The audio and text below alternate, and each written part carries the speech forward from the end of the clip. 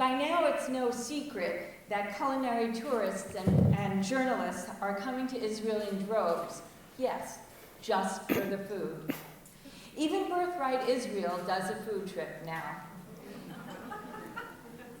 Israeli chefs in fine restaurants around the world are delighting tourists, and in fact, they're a not so minor culinary export right now.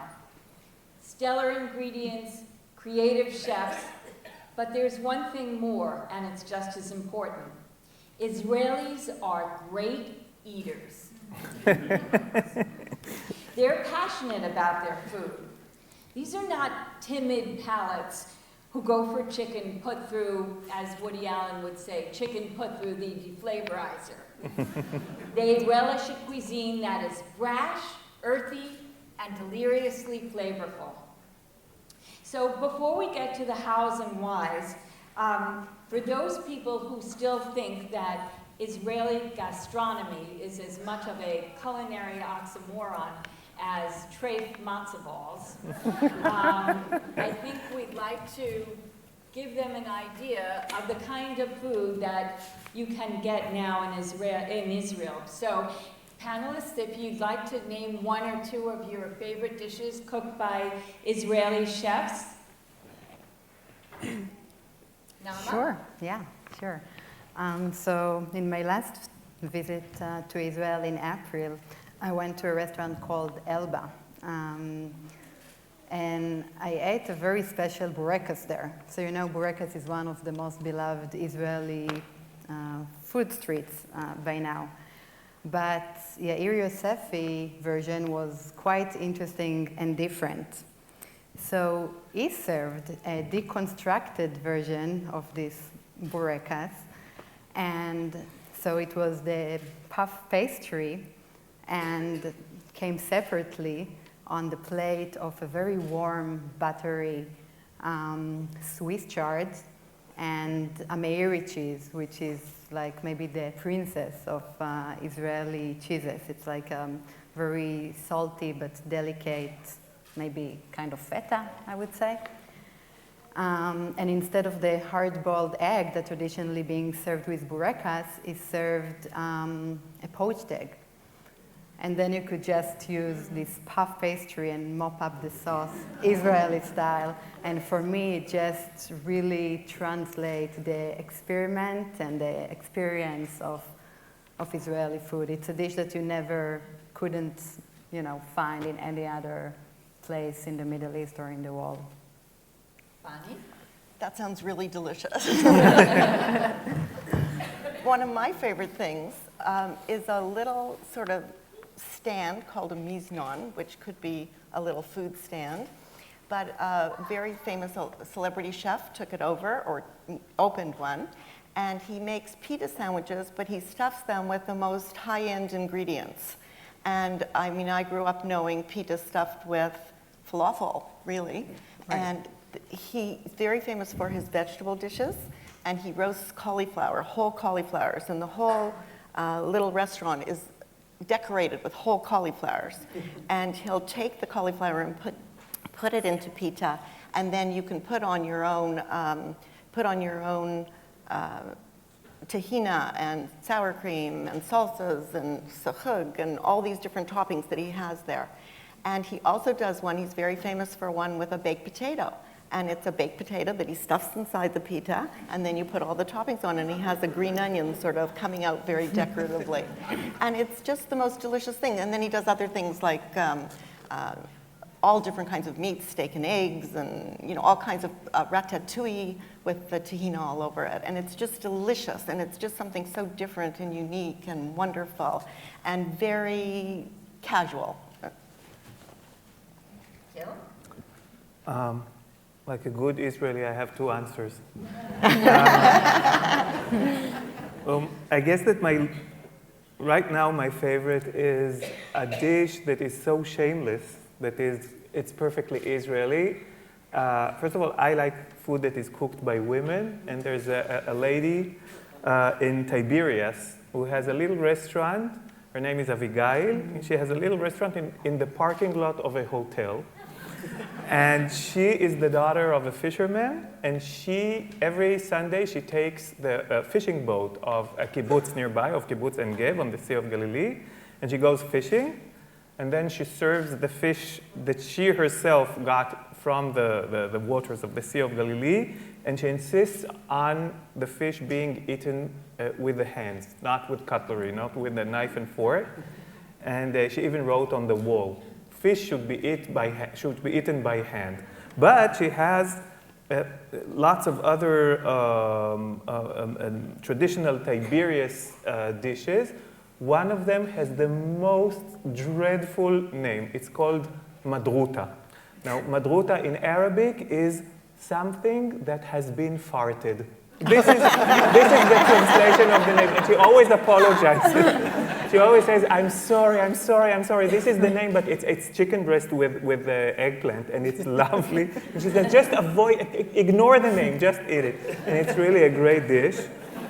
And the other part of my answer is that, again, talking about shameless Israelis, I must share a story with you. You know this habit, I'm sure it came from New York, because it's all because of you, that at the end of a meal, they give you these wet towels, these annoying wet towels. And I always say, why do you give it to me? I'm clean, it's okay, I eat like a good guy. And they always apologize and say, well, if you don't want it, you don't have to take it. But one day I was sitting at a very famous Tel Aviv restaurant, the Brasserie, and the waiter, hands me this wet towel, and I look at him and I say, are you implying that I'm dirty? Why do you give me a wet towel? And he wasn't shy, and he said, do you know where our cutlery was before you ate it?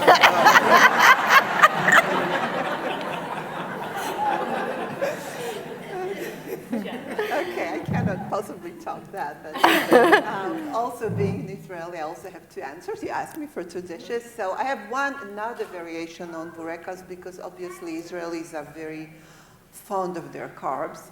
And mine is from a restaurant which I like, which is about 300 meters from Elba, actually. It's called Berti.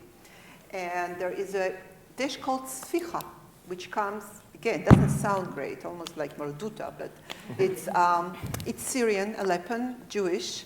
It's kind of open-faced burekas, a square of really nice puff pastry with meatballs sitting on top of it, drizzled with pomegranate molasses and baked. It's actually a Shabbat dish of Syrian Jews.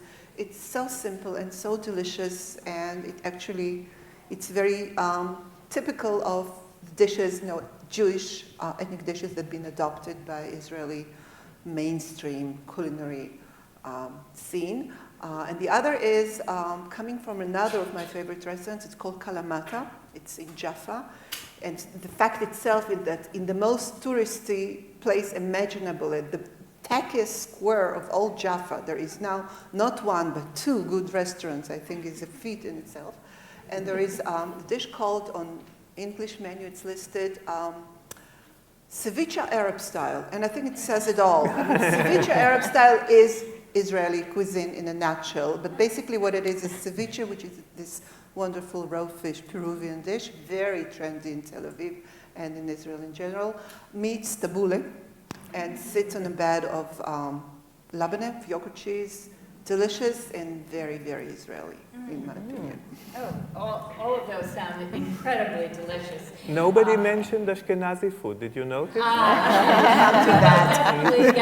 As an Ashkenazi Jew, I am definitely going to bring that up later. So that sounds pretty much like a catalog of the way we want to eat today, right? But I think it's more than just a question of fitting into some culinary zeitgeist. Israeli cuisine is different from other Med-Rim countries. I think they share a lot of the same ingredients and a lot of the same techniques, but there is something that is uniquely Israeli. I think about every dish that each of you have mentioned. Israelis also have their own unique style of dining in restaurants. How would you describe that, Janna? Well, first of all, you said we're part of Med-Rim cuisines, but if you think about Mediterranean cuisines, Italy, Turkey, Spain, Greece, they're all very, very traditional. Italians are known for their conservatism, in a very good way. Israelis have no culinary tradition. We do have Jewish cuisines, but as a food culture, we are so young. There is no tradition. There are plus sides to that and minus sides. On the plus side, of course, we have this immense freedom. On the minus side, it's like a child, you need to set some boundaries. So there is no tradition. You can basically do anything. Sometimes you do all kinds of weird things. And you see that as well in the Israeli food scene. But if I'm to choose one word that for me sums up what Israeli food culture is, I would use the word fresh in all its meanings. Fresh as in, of course, new, unexpected, innovative. Fresh as in raw, because raw vegetables, we are the nation of salad eaters, and salad is everywhere, and raw vegetables are everywhere. And also fresh as in, being fresh with somebody. It's not subtle, it's not nuanced, it's not elegant, it's, as we say in Hebrew, in your face. It's very upfront, bold, informal, and you're absolutely right, it's not just ingredients, it's the way Israelis eat, it's informal eating hours, it's, I always say, people ask me about dress code when they go to Israel. What I always say is it's impossible to be underdressed. You can only be overdressed. Whatever you do, I mean, short of wearing shorts and t-shirt, you're fine. And that's Israel, or the fact that you can probably get your best meals in Tel Aviv in the morning or in the middle of the night, and deconstructing the traditional setting of the, of how the meal is constructed. So, yeah, we are kind of. It's a baby cuisine, well, perhaps somewhere between babyhood and maybe early teenage age. We have all kinds of growth disease, but I think we're a very precocious child. It's a great promise, but it's bad with pimples. Baby gorilla cuisine. And very adventurous. Oh, yes, I think so, yeah. Israelis are very adventurous. I think they're very curious, open. This is the other side of lack of tradition. I mean, anything goes. And good travelers, right? Yes. You had mentioned the fact that so many Israelis travel right after military service, so they've been exposed to lots of Israelis travel all the time. You must, because it's a small country, isolated, surrounded by enemies, so you have to get out. You need to travel. It's something, it's vital for us to the fact of, the simple act of crossing the border on the ground, going to another country, which is a completely natural thing for Europeans and Americans, for us, is not. So people need to get out and travel on it. Well, speaking of travel, Bonnie, as a North American who leads culinary tours to Israel, what are the flavors and the ingredients that most attracted you about the cuisine? And how would you use some of these ingredients from the Israeli pantry? Well, when I first came to Israel, which was only about 10 years ago, I knew about the ingredients, but I had never seen them being used in their own country. And it was very exciting to be exposed to all these different flavors. And